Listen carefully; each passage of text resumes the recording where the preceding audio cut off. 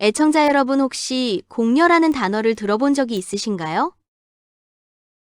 고려 후기부터 조선 초기까지 우리나라 처녀들을 자기들 마음대로 끌고 갔던 말도 안 되는 제도 말입니다. 그런데 이 공려 제도를 통해 조선의 권력 핵심에 오른 인물이 있었다면 믿어지십니까?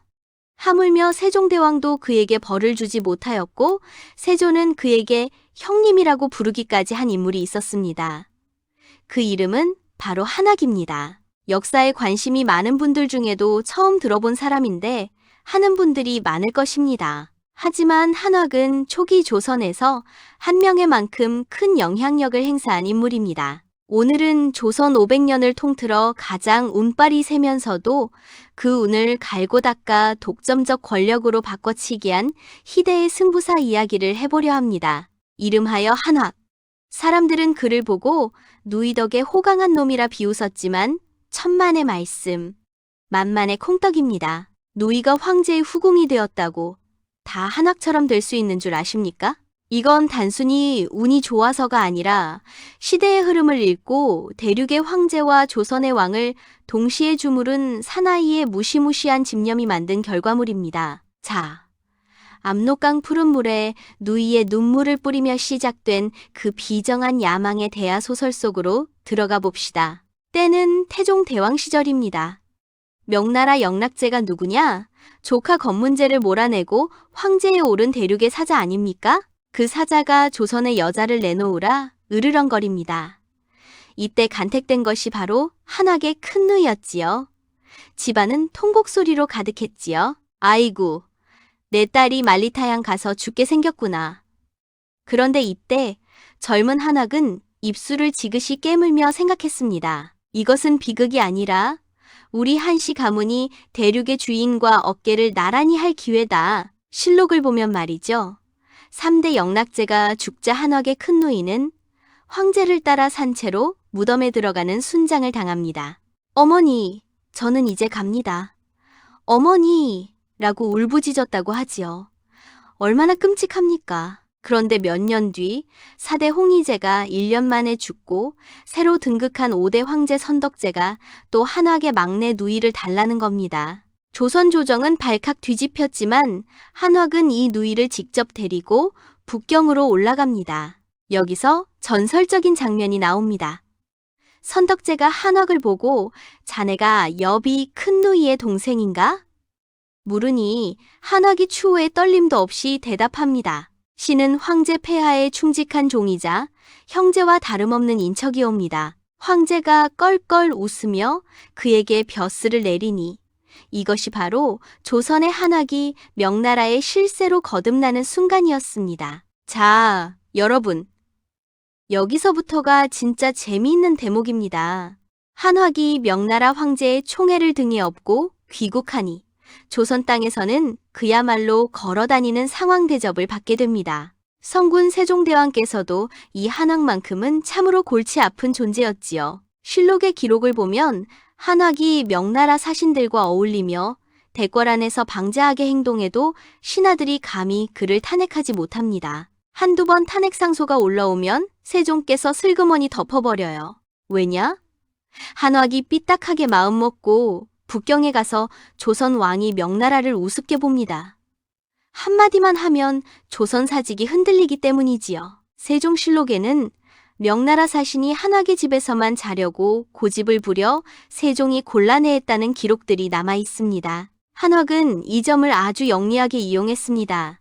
그는 자기가 잘못을 저질러도 나를 벌하려거든 내 매제 황제에게 먼저 허락을 받으시오 라는 기색을 온몸으로 풍겼단 말입니다. 조선의 법 위에 명나라 황제의 권위를 얹어놓고 그 사이에서 춤을 춘 사나이. 참으로 대담한 배짱 아닙니까? 세월은 흘러 문종이 가고 어린 단종이 왕위에 오르니 천하의 기운이 바뀌기 시작합니다.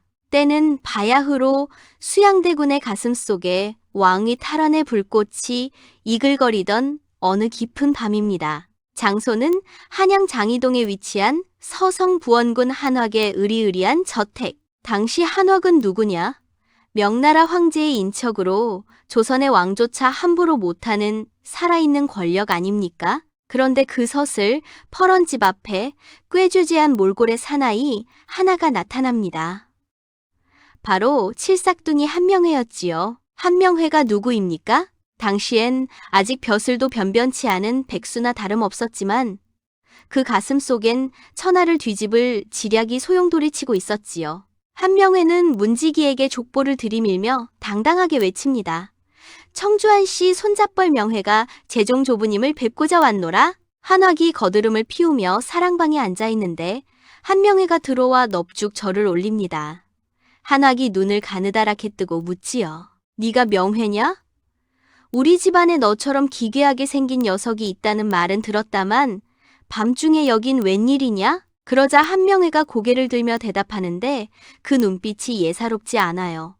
할아버님, 소손이 지금 조선의 앞날을 걱정하여 잠을 못 자고 있습니다. 할아버님께서는 명나라 황제의 처남으로 부귀를 누리시나? 만약 지금 어린 임금 단종 곁에 간신들이 할아버님을 명나라의 끈앞풀로 몰아친다면 그 권세가 영원하겠습니까?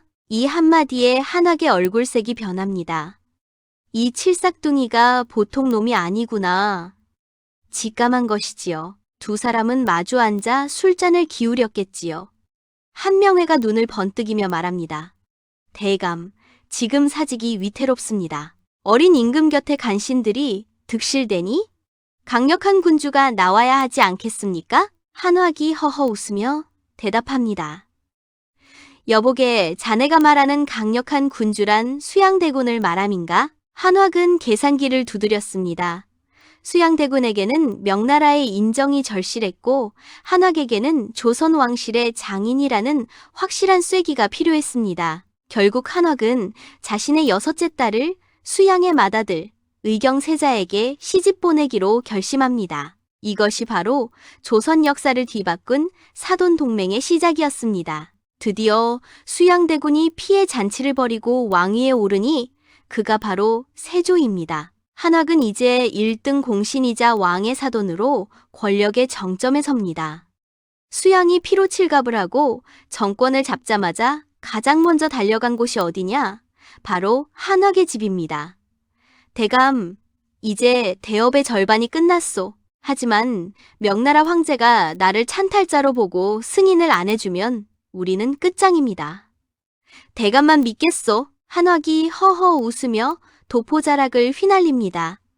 대군, 걱정 마십시오. 제 손자 명회가 판을 짰으니 이 하라비는 대륙의 바람을 막아들이지요. 한학은 즉시 명나라 사신들을 영접하는 정권대사가 됩니다. 여기서 야사와 정사를 버무린 기막힌 장면이 나옵니다.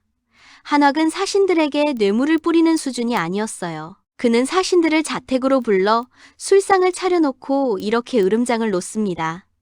여복의 사신들, 지금 조선의 왕이 바뀐 게 아니야. 간신들이 나라를 망치려 하기에 종친 중 가장 현명한 수양대군이 잠시 정사를 돌보는 것뿐이지. 내가 누군가? 황제 폐하의 인척 아닌가? 내가 보증하는데 수양대군은 명나라의 그 누구보다 충성할 사람이야. 자네들이 북경에 가서 보고를 잘해야 우리 모두가 평안할 것일세. 만약 황제께서 노하신다면 내가 직접 내 매제 황제를 만나 오해를 풀겠네. 그때 자네들 목은 무사할 것 같은가? 사신들이 벌벌 떨 수밖에요. 한학은 단순한 대감이 아니라 황실의 가족이니 말입니다. 실제로 세조실록을 보면 말이죠. 한학은 명나라의 사신으로 가서 황제를 독대합니다. 이때 한학은 아주 영리한 전술을 씁니다. 수양이 왕이 되어야 한다고 때를 쓰는 게 아니라 수양대군이 아니면 조선은 혼란에 빠져 명나라의 골칫덩이가 될 것이라고 협박성 설득을 합니다. 결국 명나라 황제는 한학의 말이니 믿겠다며 수양대군의 집권을 승인하는 금인을 내려보냅니다. 수양대군, 즉 세조가 정식으로 조선의 왕으로 인정받는 순간이었지요. 세조가 감격해서 한학에게 나의 사돈이자 형님이라 부르며 극진히 대접한 이유가 바로 여기 있었던 겁니다. 여러분, 보십시오. 한명회가 조선 땅에서 칼바람을 일으켜 피로 권력을 샀다면 한학은 그 피냄새를 북경의 향료로 지워버린 사나이입니다. 그는 명나라 황실에 보내는 표문 하나하나에 수양대군의 정당성을 심어 넣었습니다. 종사의 위기를 구한 대의라는 그럴싸한 포장지를 씌운 것이지요. 한억이 없었다면 세조는 찬탈자라는 낙인에 찍혀 명나라의 압박 속에 제풀에 무너졌을지도 모릅니다. 한억은 이렇게 말했을 겁니다. 정치는 힘으로 하는 것이나 외교는 백으로 하는 것이다. 그리고 그 백은 내 누이들이 흘린 눈물로 세운 것이다. 참으로 지독하고도 영리한 가문의 경영 아닙니까? 한억이 세조 2년 명나라 사신으로 다녀오다 길 위에서 병으로 세상을 떠났을 때 세조는 대성통곡을 했습니다. 짐의 팔 하나가 떨어져 나갔구나 라고 말이죠. 누이를 팔아 권세를 샀다는 비난을 받았지만 결과적으로 그는 명나라와의 전쟁을 막고 자신의 외손자를 왕으로 앉히는 데 성공했습니다. 그런데 말입니다, 여러분. 한억의 딸이 보통 내기가 아니었습니다. 훗날 인수대비로 불리는 이 여인은 아버지 한억의 기질을 그대로 물려받아 어릴 적부터 경서에 밝고 대장부 같은 기계가 있었습니다. 한억은 딸에게 이렇게 가르쳤을 겁니다. 네 고모들은 만리타양 황궁에서 외롭게 죽어갔으나 너는 이 나라 조선의 법도를 세우는 국모가 되어라. 비록 사위인 의경세자가 일찍 죽는 청천벽력 같은 일이 벌어지지만 한억은 눈 하나 깜짝하지 않았습니다. 그는 명나라를 수시로 오가며 세조의 정통성을 황제에게 인정받아오며 자신의 가문이 조선 왕실에서 절대 빠질 수 없는 핵심 고리임을 증명해 보였습니다. 그 집념 덕에 결국 그의 외손자 성종이 왕위에 오르게 된 것이지요. 인수대비의 결단과 세조비, 정의왕후의 지지로 서열을 깨고 왕이 된 인수대비의 둘째 아들, 성종이 바로 한억의 외손자입니다. 첫째 아들이 아닌 둘째 아들, 성종이 왕위에 오른 것은 한명회의 딸과 성종이 결혼을 해서 한명회의 입김이 컸기 때문입니다. 자, 여러분, 한억의 일대기를 보니 어떠십니까? 누이들의 눈물을 밑거름 삼아 권력의 꽃을 피운 냉혈 아닙니까? 아니면 대국의 틈바구니에서 조선과 가문을 지켜낸 외교의 거물입니까? 한억이 죽었을 때 세조는 사흘간 조회를 패하고 통곡했다고 합니다. 자신의 왕위를 지탱해준 가장 큰 기둥이 사라졌기 때문이지요. 한억은 죽어서도 딸 인수대비를 통해 조선의 법도를 지배했습니다. 영웅은 난세에 태어나고 지략가는 그 난세를 요리한다. 한억이야말로 조선이라는 좁은 땅덩어리를 넘어 대륙의 기운을 빨아들여 자기 것으로 만든 진정한 의미의 권력의 화신이 아니었을까 싶습니다. 오늘 이야기 가슴이 웅장해지지 않습니까?